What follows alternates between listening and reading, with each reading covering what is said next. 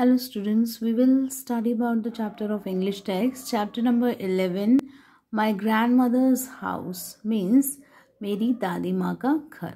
So let's start the new poem. Read the poem in which a girl fondly remembers her grandmother. हम इस poem में पढ़ेंगे उस लड़की के बारे में जिसे याद है अपनी ग्रैंड माँ के बारे में, और वो बहुत ही शौक से अपनी दादी माँ को याद करती है. There is a house now far away from once I received love.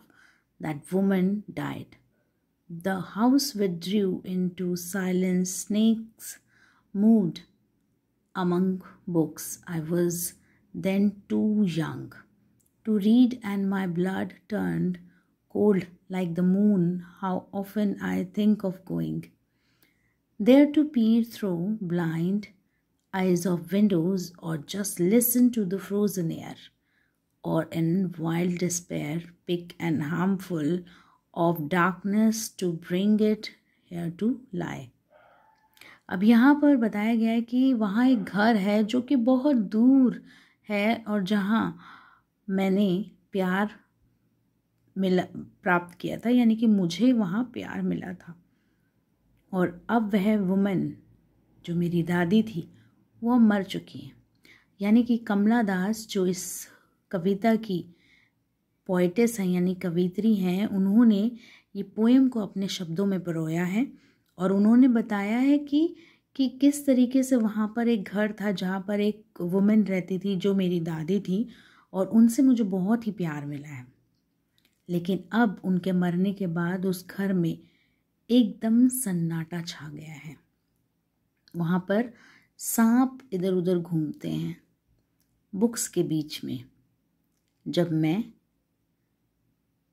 छोटी थी तब मैं उन बुक्स को पढ़ा करती थी, लेकिन आज जब वहाँ पर कोई नहीं है, मेरी दादी की मृत्यु के बाद उस घर में सांप इधर उधर घूम रहे हैं बुक्स के बीच में.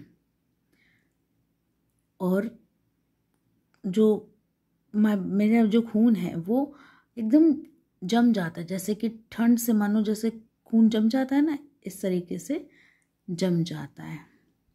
Like the moon often I think of going. लेकिन मेरे को क्या है कि वहाँ यानी कि कमला दास वो कहती हैं कि मैं एक बार जाकर वहाँ देखना चाहती थी कि मेरी दादी की कुछ यादें हैं, उन्हें समेटना चाहती थी. लेकिन जब वो वहाँ गई तो उन्होंने देखा कि वहाँ चारों तरफ सन्नाटा छाया हुआ है, कोई नहीं है.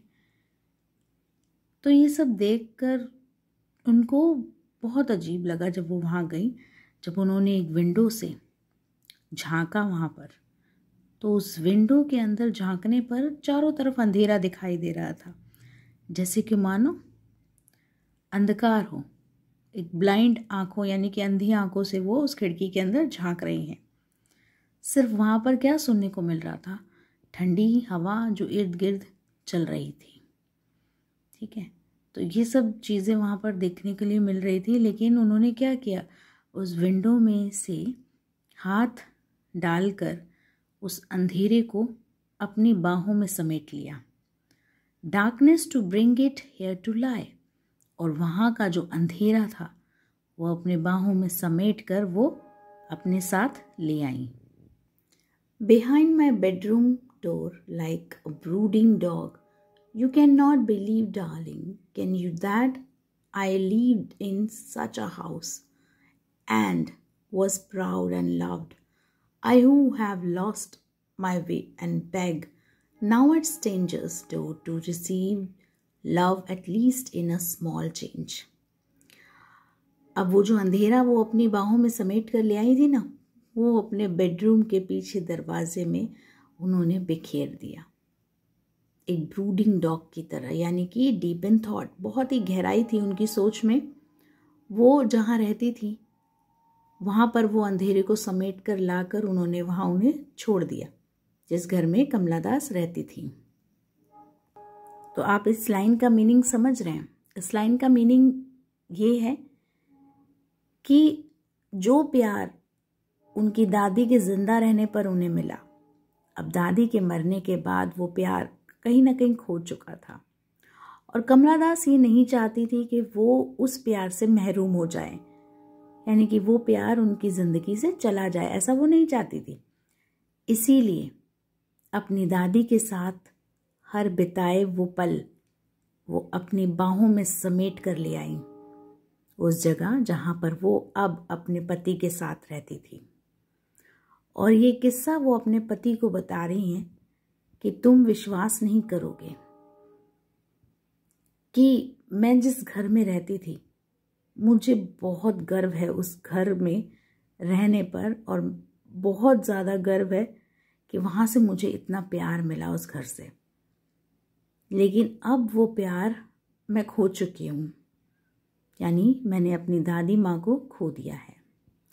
लेकिन मैं प्रार्थना करती हूँ उन अजनबियों से, उन स्ट्रेंजर से, कि जिनके दरवाजे पर ऐसे ही कुछ लोग आ जाते हैं, तो उन्हें अपने दरवाजे से खाली हाथ मत भेजिए, बल्कि उन्हें प्यार दीजिए। वो इस प्यार के हकदार हैं। जब उन्हें वहाँ से प्यार मिलेगा तो उससे एक छोटा सा चेंज आपको नज़र आएगा, जिसे देखकर आपको बहुत खुशी होगी। एक ऐसा ही चेंज कमला दास के जीवन में भी आया जब दादी माँ ने कमला दास को अपना कर उसे एक नई जिंदगी दी, और उस नई जिंदगी से कमला दास के जीवन में बहुत बड़ा बदलाव आया, जिससे वो आज एक बहुत बड़ी कवियत्री बनी है, पोएटिस बनी है, जिन्होंने इस पोएम को लिखकर आपके साथ साझा किया है। Thank you.